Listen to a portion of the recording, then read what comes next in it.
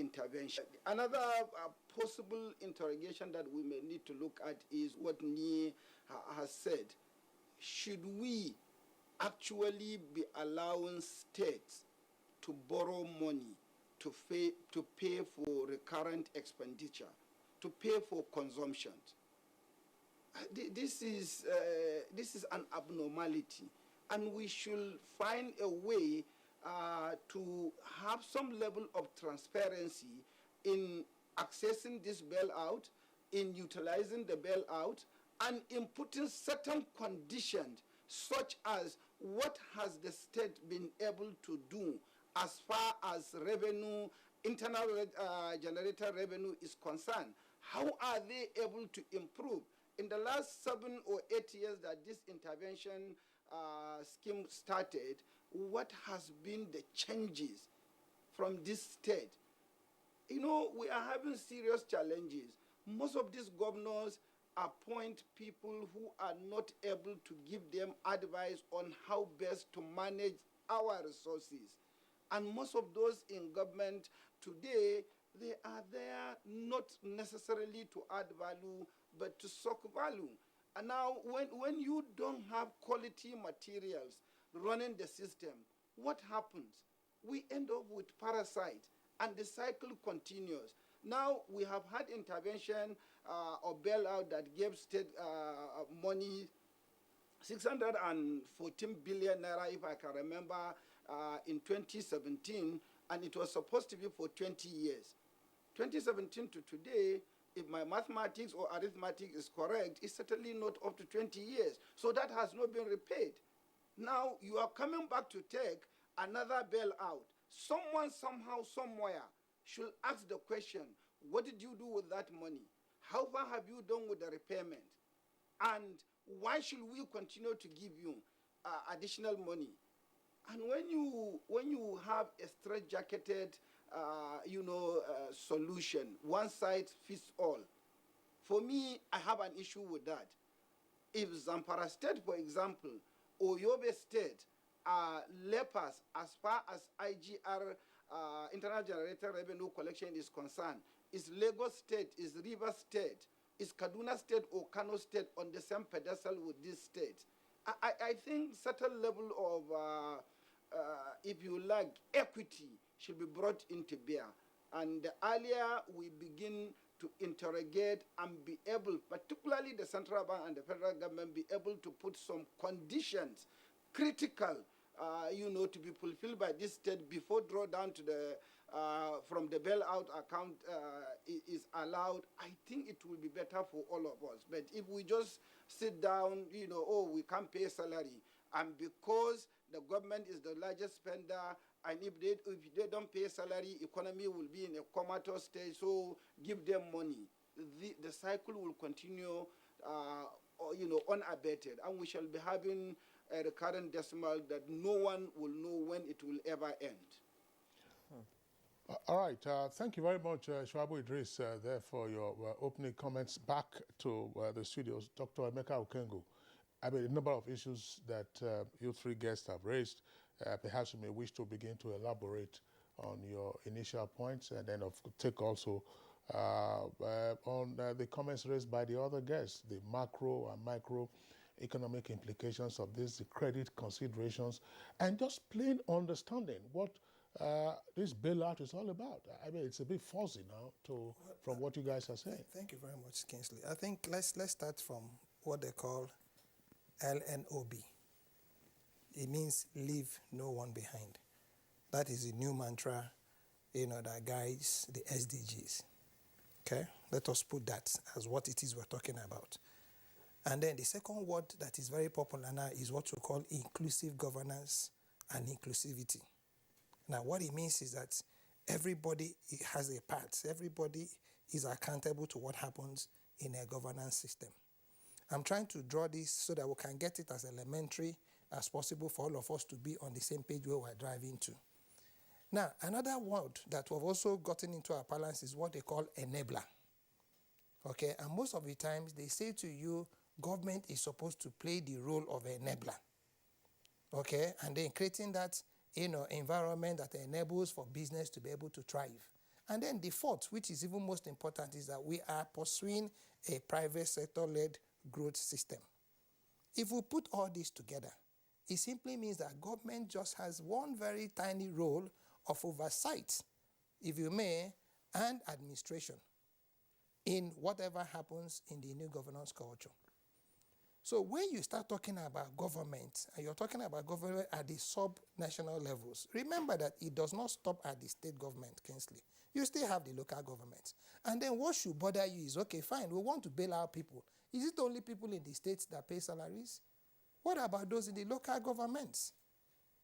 And again, each time I come and we talk about Nigeria, I say, give me the poorest state in Nigeria, and I'll tell you that the richest. And I keep using Yobe. You just mentioned Zamfara.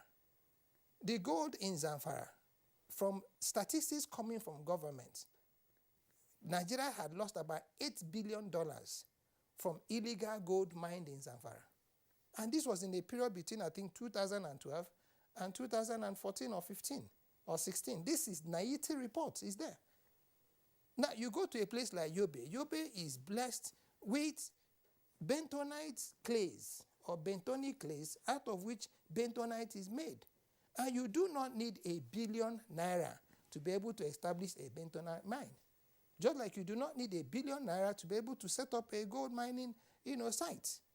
So what we are getting wrong, and this is where I think we're all mixing it up, is not to understand, starting from leave no one behind. Because what's going to be happening is that what people are going to be seeing is 18 billion being given to governors. And then the governors will say to you, we have used part of it to pay our subsisting debts, whatever it is. We have used the other part to pay salaries, whatever it is. We have used the other part to begin to do infrastructure, whatever it is. And then there is nothing to show on ground. But if we were to now recognize that we are faced with two very immediate problems, let me also please say publicly that the president has played his role as a father of a nation. There's no way you see your children, they are gasping for air, and you're able to help, and it's not helping. So there is nothing wrong with the presidency or the president saying, okay, it's important we help the states. But you also do not help somebody, and then in trying to help him, you create more problems, which is what I see that is happening now. And how do I mean? In the first place, if by the end of the day, 18 billion comes into a system and not one job is created, what do you think is going to happen? Nobody is going to believe that you pay salary. Nobody is going to believe that you're building infrastructure that is not completed. But if 18 billion enters into a state, and you probably now say that what you want to do is that we're faced with two major crises now. Crisis number one is crisis of food insecurity. It's important to know that we are going to be facing a food crisis in the year to come. Imagine if the federal government had gone to the states to say, we have some concurrent things we can run together. Agriculture is one of them. Let's move away from agriculture and enter into food production. Out of this money, a certain percentage of it is going to be put into certain of facilities that will make certain that every state in Nigeria is food sufficient. One. Two, what are those minerals that you have that can be able to now help you start, getting credit worthy? Because against your mineral resources, against your institute values, you can actually begin to create what we call, institute value valuations that can give you money with the minerals you have on ground. Can we also apply some of this money into doing the proper exploration and resource determination of these resources? Out of these 450 minerals that we claim we have in the country, there is no local government that does not have one. I don't need a dictionary. Call your local government and I'll tell you what is there. So if we don't get to understand that we have Nigerians that are getting more disconnected, yes, you can pay out of a state of 3 million people and you're able to pay 100,000, maybe 18,000. How much do they earn at the state levels? What happens to the remaining 2.9 million people? So these Kingsley are the issues for me. And until we're able to interrogate it and be a little bit more circumspect in understanding, that we are actually, and then you're talking about the macro and micro indices. you must be able to balance them, because the moment you also throw this money, if it is not well managed, like my big brother has said, you're going to be staggering the economy, and you're going to be now creating this bubble that can upset, your economy, and then throw you into more inflationary trends if you're not very careful. Mr. Nee, the bailout is not just peculiar to Nigeria, and Shaibu Idris raised a point that there's disparity in disbursements of these funds. States that are due to population, the constituency itself, some states shouldn't be getting the same amount with other states, like it's done in America. Bigger states got bigger bailouts. So why is a place like Zamfara or Kebbi receiving the same amount with Lagos, Kano, Kaduna, Port Harcourt? Does it make sense here? Yeah, I think we need to understand the context of this present bailout. It's actually a replacement. A particular bailout has been due since 2019 for repayment. And the governors collectively appealed to the CBN to stave off, the deductions. And of course, because of the threat of COVID-19, the pandemic and all that, it was decided that it would be extended into 2020. And from 2020, it was extended again into 2021. But the CBN insisted that this money, these particular deductions, had to be made because they are actually restructured program, bonds, the money collected from the commercial banks. That's what this repayment was meant for. So essentially, 614 billion naira was supposed to be deducted from the accounts of the states. And the governors, I think, made an appeal to the president that if this was removed from their account, it would also put them perhaps back into the reds. And it was out of that compassion that the president decided to replace, I'm using the word replace as principal terminology, to replace that deduction that was supposed to have been effected. So it's actually to provide some liquidity, for the state governors. Now, for the state government. Now, what is at play, to my mind, is to say that the equity that's supposed to be applied must have been as a result, of the nature of this bailout. It's not attending to particular needs. So it's likely, and of course I'm not the mouthpiece of the Ministry of Finance, but I'm believing that it's likely to be that these deductions would also be based on this percentage, this equal format, So if it's that, I think it's just it's like just taking one ball, apple for apple. That's my consideration, because it's not about attending to a need. It's about replacing one bailout that had been given out, and perhaps that deduction is perhaps 18.2 billion naira would be deducted from each state, and you are now the federal government is replacing that 18.2 billion. That's the way I can. Even with the bailout, some states are still not paying salaries. Of course. So that is where we now start talking about transparency. That's why we start questioning, the mode of disbursement and the mode of payment. Even in 2016, when the crisis was intense, when the economy was in a recession, states collected this money. They refused to pay, and that was, to my mind, was criminal. So much that the president asked some governors, how do you sleep soundly, in the night when your workers had not been paid? And especially when funds had been made available, by an avuncular government, for instance, federal government, for instance. So you collected that money. In fact, the government at that time insisted that this money was not meant for contracts, was not meant to be to pay contractors or to go and start infrastructural development or whatever. It was principally targeted at salary payment and pension. And well, the reality of our economy today is that the recurrent side, of the economy is huge. That's the truth.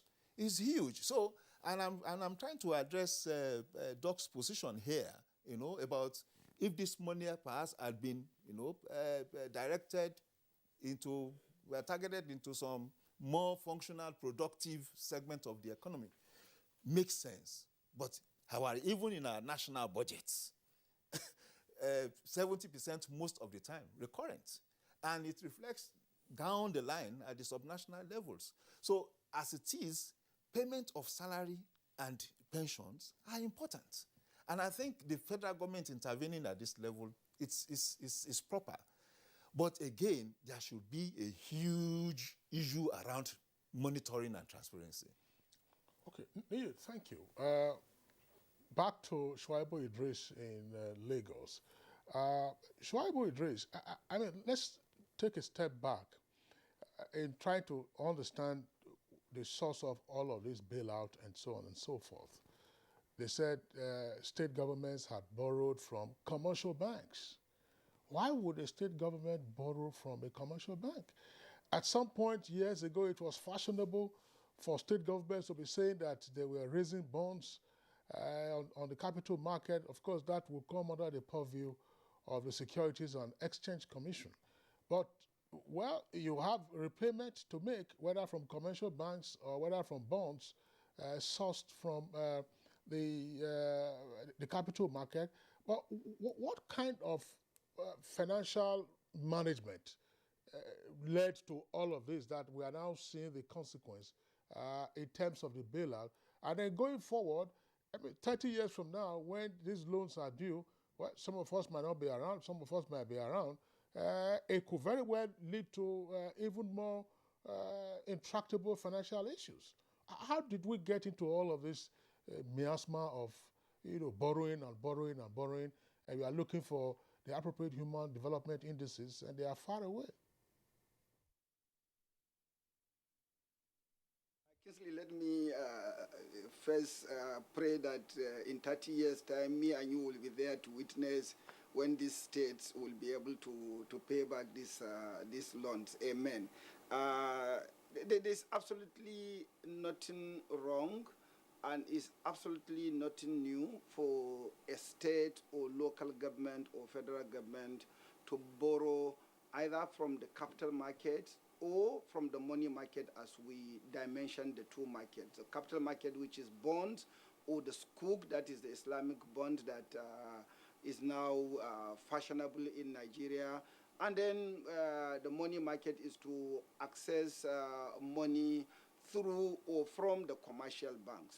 It is normal, and no one should fault a state or a local government that decides to go that window. When I was working as a banker, I can quickly remember a local government by name Kiana in Nasarawa State approached us in the commercial bank where I was working, and we lent money to them. This was during the military days, and of course they used the money to execute certain projects, and they paid back. So Kingsley, it is normal for commercial banks to lend money to state government. The challenge is fundamentally is what are they using the money for?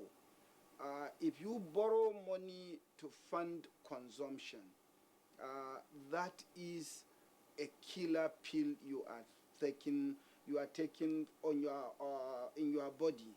You should borrow to fund investment.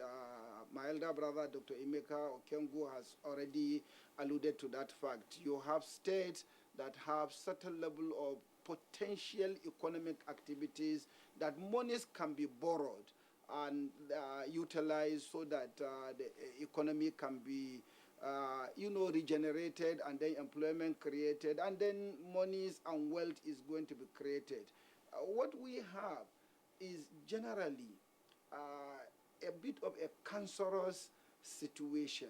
What is this cancerous situation? Number one, we have an excessively over-bloated bureaucracy or administration or civil service, which our economy can ill afford to support. Number two, we are running a federal system, and federalism, posit that the center cannot, should not, and must not be prognosing in what the component governments are doing. For example, President Buhari can't interrogate or question a state governor on why he or she is doing this or doing that. It is a challenge. However, with bailout and with central bank taking our commonwealth to give to states, it is an opportunity, like Nii said, to insist, what are you doing with this money? What are you going to be doing with this money? We are all aware that there were states that collected the bailout in 2015 and another bailout in 2017, yet, neither the pension of the retired civil servant, nor the gratuities of the retiring civil servant, talk less of the salaries of the current civil servants were paid. So why should we continue to give them? Gentlemen and lady, remember, we are approaching election. Can we really say in the last 5-6 years there was any month that came and passed without the Federation Account Allocation Committee meeting and distributing funds from the center? And if there was none, no matter how little, you got some money from the center, you were also getting money from your IGR, no matter how little. Why were this state not able to be reducing this debt? And because we are approaching election, almost everybody, the polity, the system is now being heated because 2023 is around the corner. Are we not likely going to see another diversion of these bailout funds? Maybe to fund the election, maybe to fund other, if you like, luxury expenditure. I think it is high time to look at these issues pragmatically. No one is saying don't help the state. I mean, if President Buhari or Governor Emefiele does that, then they become a little inhuman. But thank God they are human and they are ready to come to the aid of the state. However, why and how should those monies be spent, and why should we even give them? And like I did say, a one-size-fits-all is dangerous. Some of these states have had internally generated revenues. Some of these states are already challenging even the government on value-added tax distribution. Some of these states, I remember the chairman of the Governors Forum was challenging the federal government on Paris Club disbursement and a number of things that these governors were doing. So you chastise the federal government, and then when it suits you, you run to them for cover. And the federal government appears to be, quote-unquote, helpless. They are desperate, we need to help them, and we help them. But if I must help you, you must be able to help yourself so that I can help you better. Okay, go ahead. All right, no, Juma, that's fine. I may take it up from there. I was just wondering, there's one aspect of this conversation in terms of borrowing that, of course, led to more borrowing and more fire at the feet of the states. But what is the role of a development bank? If we've been hearing that you are going to take a bond from the capital market to build a market or to develop roads, X, Y, Z, what is it? Nigeria has a development bank now. Although the central bank appears to be performing all functions from retail, commercial banking, through development banking, through merchant banking, and so on and so forth. Why haven't we looked at this option of development banking? And then an allied question to that, I know that, gentlemen, we all probably know the answer. Are the state legislators asleep when these requests come for borrowing? We can go first and then Nii. I think let's before we go to the development banks, let's go to the Federal Ministry of Budget's national planning, because that's very key. Because this is a ministry that has run at least 4 or 5 what they call national technical working groups on infrastructure development. And so there are documentations. And I've been privileged to be at least part of two, and I'm actually in one now. I was in the 2020 Vision 2020. I was in the 30-year infrastructure master development plan, and I'm now in the midterm and the long-term national technical development plan. And there are documents.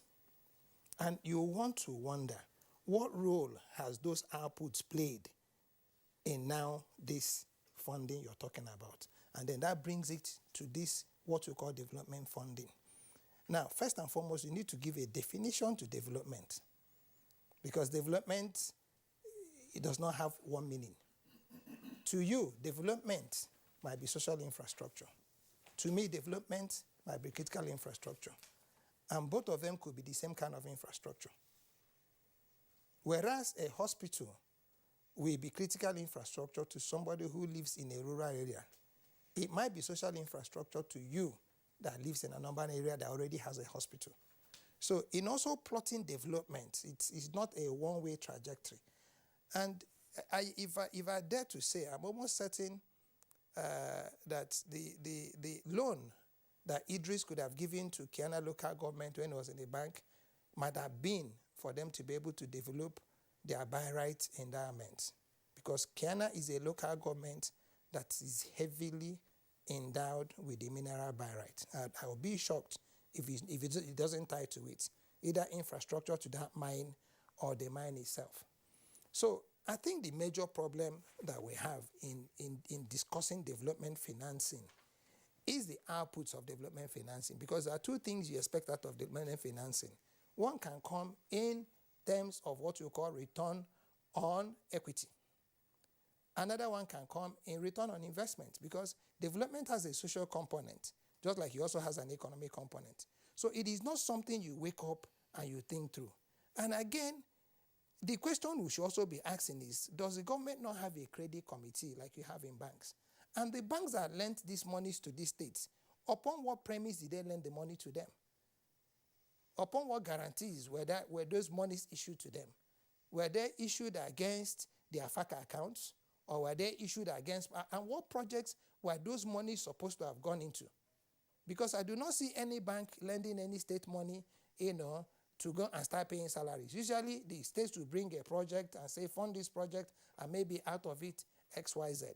For me, what I thought we should be discussing today is the report of the loans already issued, due to be paid and not paid. I mean, all of us are Nigerians, and we have that right. That is where accountability, that is where transparency comes in. Because by the time the Federal Ministry of Finance establishes or sets up an audit team to be able to now run an audit on the monies that's been released already and make it public, it becomes a little more enduring. People are more careful what they do with public funds. And then those you need to call out are called out. Of course, bailout is necessary, but you need to give a proper definition to bailouts. And then, like you said, these people, I was doing a review for a ministry, and then I found out that this ministry had spent a lot of his money, on programs. And meanwhile, the ministry has an insurance company, they have a bank, and I said to them, what role did your insurance company play in these projects you did? And what role did this bank that you own play in making certain that you now pull in this money and that you trace it? And you find out that nothing much. And because you don't have that audit system, you don't have that system that now ensures that you have timelines and outputs, okay, there is no time you can be able to now flag. All you need to do is by the end of the day, a report is produced, and then somebody says, oh, because of this and that and that and that, we are keeping this project or this program in view. And because you do not have that insurance cover to it, nobody is calling out anybody. So for me, I think moving forward, what we owe our country, because right now we talk about 30 years, 40 years. I don't want to be here in the next 30 years. I don't want to be here because but I'm going to have kids who will start having their own children in 30 years. And then they're going to be looking at my grave and saying, what kind of man, what kind of economist was this character? You were there and we borrowed money. You put these debts on children that are not being born. You might, this 30-year, 20-year is for your children and their children. They're going to pay the money. And they're going to be paying it at 9%. And you're looking at an economy that is fast losing its value. 18 billion 10 years ago, you have divided it by 310 or maybe 197. 18 billion today, you will need to divide by 411 if you're using, the official rates to be able to get the real value, because 80% of what that 80 billion is going to be doing is going to be dollarized, if you like it or not. So what do you think is going to be happening in the next 15, 20, 30 years when we're not able to shore up our own currency, okay, to now start getting some kind of weight to be able to now, resist this onslaught coming from this dollarization of our economy? So not to take a lot of your time, in answering you very simply, Development Bank of Nigeria, we should ask, what have they done? Where have they participated? Who funds them? What is their capital outlay? Can they even, again, do the basics for themselves? How do they get their funding? Bank of Agriculture of Nigeria, who funds them? How do they get their funds? Can they also even perform this, function as Bank of Agriculture? NAIC of Nigeria. These are issues. These are people you must be able to get into your loan system if you're going to be securing it end to end. And if these people do not participate, you might end up singing to the choir, because it will be a disaster foretold. Because what we just have now is Mr. President in his magnanimity and his fatherliness, and he owes that all. You can't cry to your father and he's able to help. But what the president should do or does is to be able to give anticipatory approvals. And then based on that, his anticipatory approval, what you now do is that you begin to now drill. You now have people who are supposed to now make certain that when the president says help, he doesn't mean give. Okay? He means do it right. And those who are supposed to do it right, this is where we should be calling out the National Ministry of Finance, Budget and National Planning. Against what indices, against what data, against what programs, okay, are you releasing this money? And then you are supposed to be developing these KPIs. Show us your monitoring template. What have you been able to do? Show us your results for month 1 to month 6. How have you been able? Give us even a subnational, a situation analysis based on the KPIs that you have developed. And most of them were discussed when they had, the retreat with Mr. President. Can we be able to see those outcomes? And then if these people do not qualify and yet they need help, can they now be helped? And again, I don't think it's proper, because we have the concurrent relationship between the federal government and the state government. So there's a meeting point. It is not exclusive. States cannot do what they want to do. If they could, why would the EFCC be inviting commissioners of finance? Why wouldn't they let them be? So there is also some function that the federal government has, a role. The president can call a state governor to order to say, my friend, this is federal government money you're spending. We need to know how you're doing it. And this is why we now have these security agencies, torchlighting most of these programs. So I think, I don't know. Dr. Emeka, you think you should know. You should know. You've raised a lot of pertinent, questions here, but I believe our other guests will have time to respond to it when we come back from this break. Don't go away. COVID-19, that is the black swan of the century, has actually hit the whole world very hard, even the strongest of economies, and Nigeria was not spared. But due to the proactive stance and steps that the president has taken, we've been able to come out quickly. The president has consistently said we must invest in infrastructure. Even as we're investing in human capital, that we must invest in infrastructure, because at the end of the day, that is what will bring about a sustainable economic growth. So the president has given us our directive. He has said you must make sure you pay salaries and pay pensions, but you also make sure that the critical projects of roads, railway, airports, bridges, major infrastructure that are meant to drive the growth of the economy, that we consistently invest in them, even if we have to continue to borrow to do so. This message is from the Federal Ministry of Information and Culture.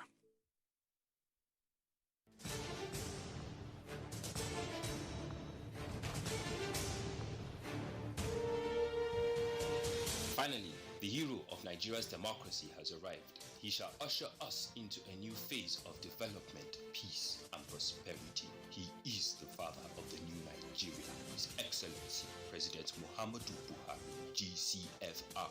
Welcome to another season of giving Nigerians hope yet again. We are sure of a great future for both ourselves and generations yet unborn. We look forward to your leading us as a nation into our manifest destiny. Though the challenges against us as a people are many, we know that your leadership shall set us on the right path to our greatness. A new dawn beckons on us all, and having you as our president is a precursor to this. Thank you for believing in Nigeria. This message is from the Nigerian Television Authority, NTA.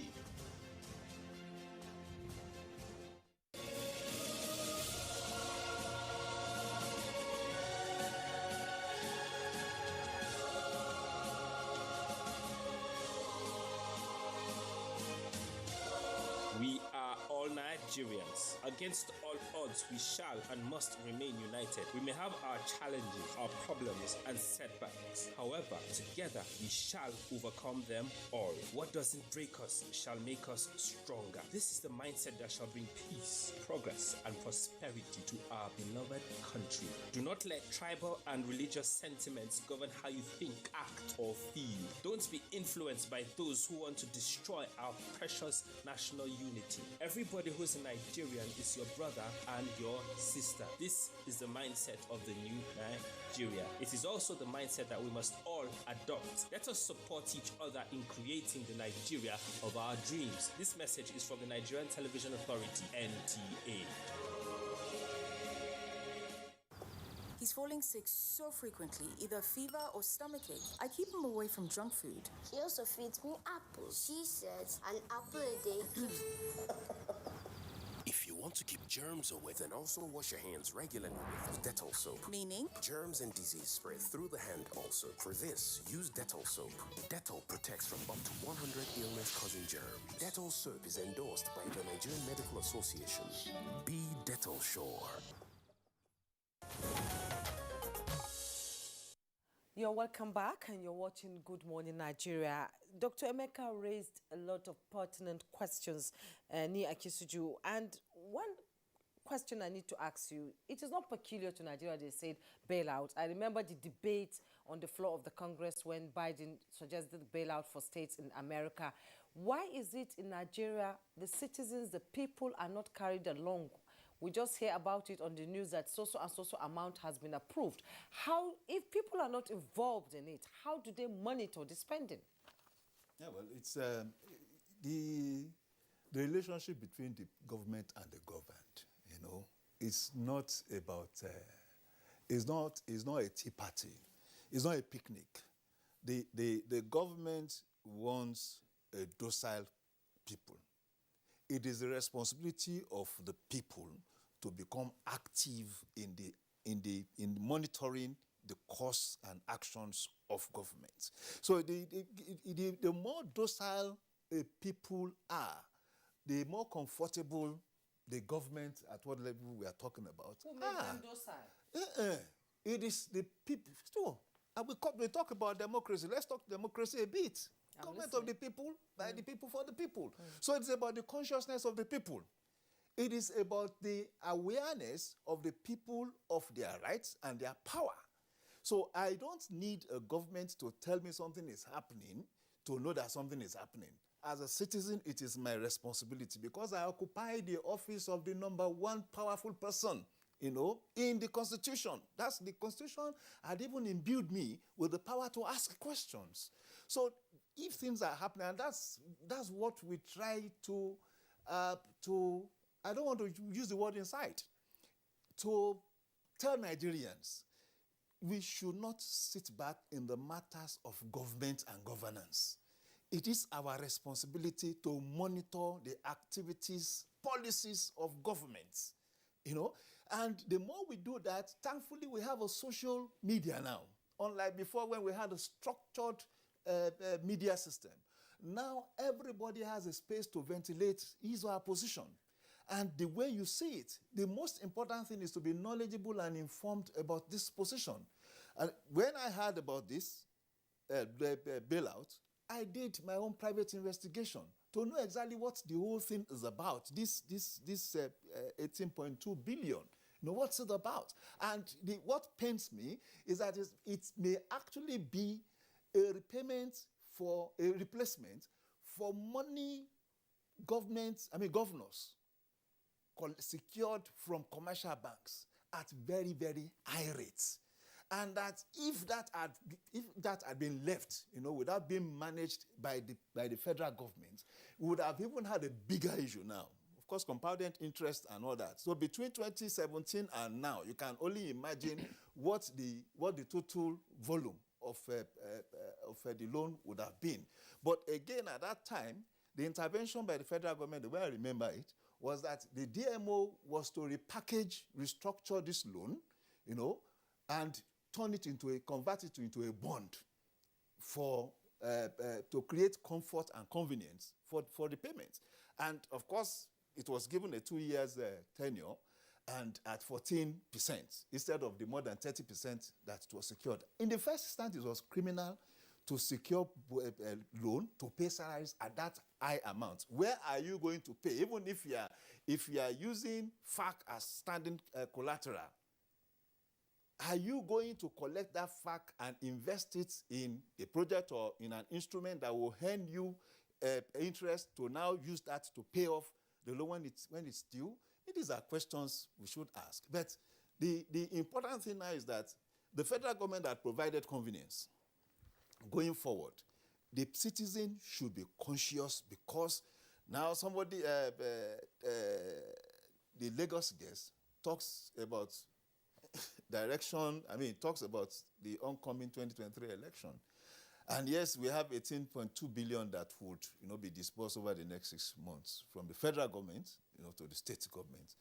Now, can we have citizens in those 36 states, you know, make it their responsibility to see how this is expended, to monitor how this is disbursed, to even know when this money arrives the states, and from there start monitoring it. So we are not, the federal government cannot possibly hold the states accountable, you know, to some of these things. They will always have to, the talk about federal government state relationship will come in.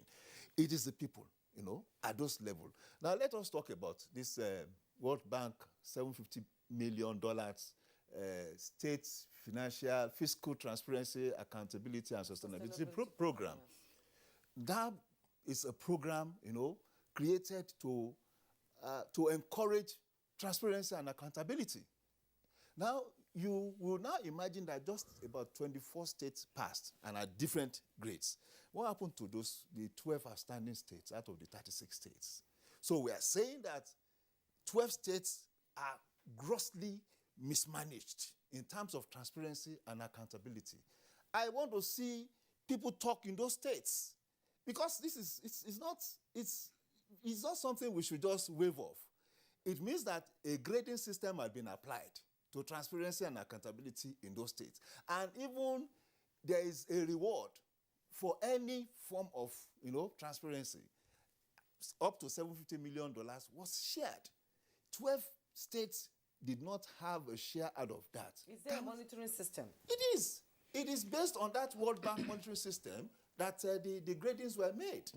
So it tells you the kind of gap that needs to be filled in terms of citizen holding the state government or even any political official to account. Well, thanks a lot. For the many points that you gentlemen have raised. One of the issues now has to do with very little or unsustained interrogation of the financial affairs of state governments. The same way you find with elections, state independent electoral commissions, they conduct elections and the ruling party wins 99.9999%. In all cases, everybody comes to Abuja. I say that's where our problem is. That's where our problem is. When they know that you are in Abuja, they will say, you are the cause of our challenges. But right under our noses in the states and in local governments, there are key issues to engage civil society and other activists. with regard to proper financial monitoring. And this relates also, the question is going to Shuaibu Idris. Look, let's look back. We lived in this country at a time when state governments were investing in industries, or even though the lingo now is, government has no business in business.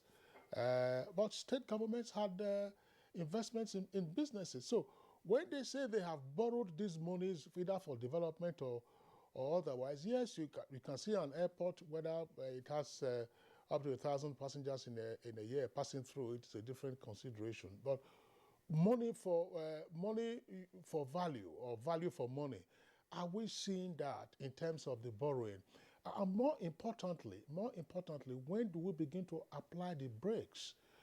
Because we shouldn't forget that the debt crisis that Nigeria suffered for several decades before we got the reprieve in 2006, a lot of it arose from state borrowing. State borrowing, especially during the Second Republic. State borrowing, they were just going to foreign creditors, private creditors, like commercial banks, and borrowing anyhow. Now, this one is internal borrowing, and we are seeing how it's exploding in their faces. What can be done? It looks like fiscal responsibility isn't quite a strong point amongst a number of the states. Thank you very much, Kingsley. Before I answer that question, let me just clarify something on development banks in Nigeria. While I have never worked with any one of them and I'm not their mouthpiece, I think quite a number of them are doing significantly well in terms of intervention, both at nano, micro, and small and medium scale enterprises. I'm sure most of us are familiar with what Bank of Industries is able to do, what Development Bank of Nigeria has been able to do, and to a large extent what Bank of Agriculture has been able to do. Recently, the president has caused, the implementation of what is called an infrastructural company, which will be funded significantly from the federal purse, so that there will be some PPP, private-public sector partnership, in getting infrastructure across the length and breadth of the country. Now, fast forward, the issue of why are we not discussing even this bailout? Jumai alluded to the fact that when Biden wanted to intervene by giving out bailout to subnational government in the U.S., there was debate, and people got to know. I will say fundamentally 2 or 3 issues that are a bit peculiar to us in Nigeria. Number one, generally we don't pay taxes. Most of the government spending is from what is being collected from oil revenue and a few other sources, company income tax, that is a must, and a few other taxes. But if you take an average Nigerian, how many of us pay tax? Maybe some of us that are on payroll, we are compelled to pay taxes on a pay-as-you-go. So there is a bit of a lethargy, I don't care attitude. After all, since I don't pay tax, so why should I bother? Number two, this hobnobbing by the National Assembly with the executive is also beginning to reach a crescendo and to be a bit of a negative. What do I mean? You don't need to be rancorous with the executives before you perform your oversight function. These borrowings, this bailout money is our money. Should Central Bank or Mr. President give out states these loans without ventilating or without sanction, without review, without approval of the National Assembly? To my mind, the National Assembly should have had an oversight so that interrogation and transparency can be even better managed. When you look at where we are today, yes, government has no business in business, but government has business in ensuring that business runs well. And in so doing, there are certain areas certain parts of our businesses that government needs to start, or at least encourage some level of partnership with private sector. Why is Nigerian Air going to take off second quarter of next year with 49% equity participation of private sector? That is a good PPP. States like Zamfara, why can't they partner if they must borrow from the international capital markets or from the local capital market or even from the banks? Why can't they partner with, say, a gold mining company to be able to set a gold mine? Like Dr. Emeka has said, if barite is available in Yobe, why can't Yobe partner with any company, be it Chinese, Korean, European, or Asian, companies to be able to develop and mine, the mineral resources? There's absolutely nothing wrong with that. They can borrow money either from the commercial bank, because the commercial bank will definitely review critically, the transaction to be able to make sure that the transaction will be able to be sustainable and be able to pay the loans. Again, at the Ministry of Finance, Federal Ministry of Finance level, as well as the Budget and National Planning Office, there may be a need to have a bit of a credit or lending committee that should be populated with quality bankers that are experienced in lending and credit, such that issues like these, just like the Economic Advisory Committee set up by the government, issues like this can easily be interrogated by this committee and advice be given to the government. We are in political dispensation, we are in democracy. Sometimes issues that are supposed to be looked at strictly on their merit, we put some emotion, we put sentiments, we put political consideration into them. But even then, if we have, technocrats, if we have quality materials that could be distilling some of these requests, I believe, the debt overhang that we can clearly see in the next 3-5 years, if care is not taken, not just the state, even the federal government of Nigeria could be having a debt challenge. We are currently heading to $34 billion debt situation. This is worrisome. And unfortunately for us, very unfortunately, is our internally generated revenue, instead of increasing, it is even decreasing, both at the federal and the state. Our accretion level to revenue, which, even the finance minister has always said, Nigeria's problem is not debt, it's revenue. What are we doing to address this? Why should we be giving states bailout, one bailout after another, without asking them, why have you not been able to improve your revenue generation? What are you doing to improve the revenue, internally generated revenue in your state? I think these are issues that, both the central bank and the federal government should be able to look at. I personally still believe that by the provision of our constitution, it is practically impossible for Mr. President to have any serious oversight on any governor, because it will be deemed as unconstitutional.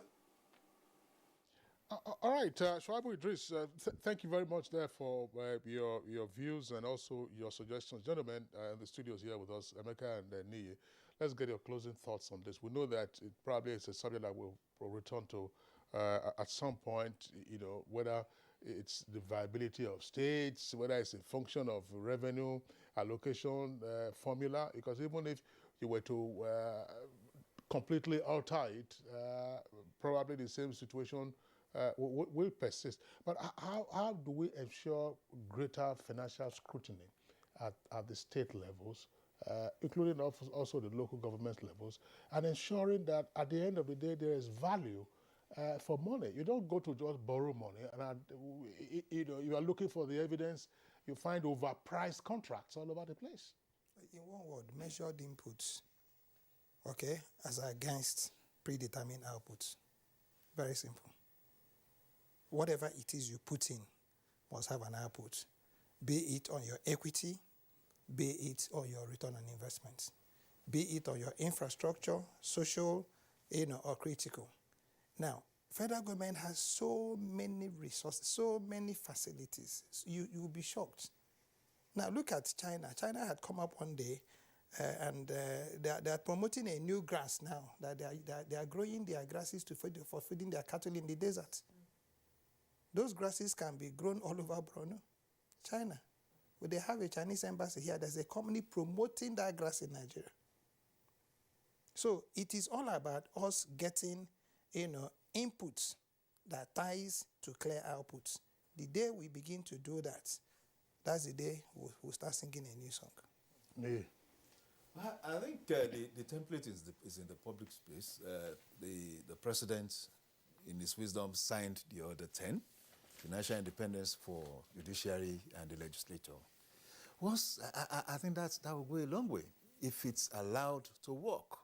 Once the judiciary and the legislative arm of government at the subnational level have the right of first line draw, it reduces their dependence on the state governments, and it allows them to be more independent and perhaps more active in relating with the executive arm at that level. And of course, with a more robust activism at the level of the state parliaments, I think it will trickle down to the mass of the people too. Okay, Ni Akisuju, financial and investment analyst. Thank you for coming on Good Morning Nigeria. Dr. Emeka Okongwu, a development economist. As usual, is a pleasure. Farmer. And a farmer too. Thank you so much for your input. And in our Lagos studio, we're joined by Shuaibu Idris, Managing Director, Timeline Consults Limited. Gentlemen, it's a pleasure to have your input on the topic on discussion today. Thank you so much for coming. Sports Update is next. Manchester United prepared for the arrival of interim manager Ralf Rangnick by earning a battling point against Premier League leaders Chelsea at Stamford Bridge. United, under the caretaker charge of Michael Carrick, with Rangnick's appointment expected to be confirmed imminently, kept Cristiano Ronaldo on the bench and mounted a largely rearguard action until Jadon Sancho hit Chelsea on the break 5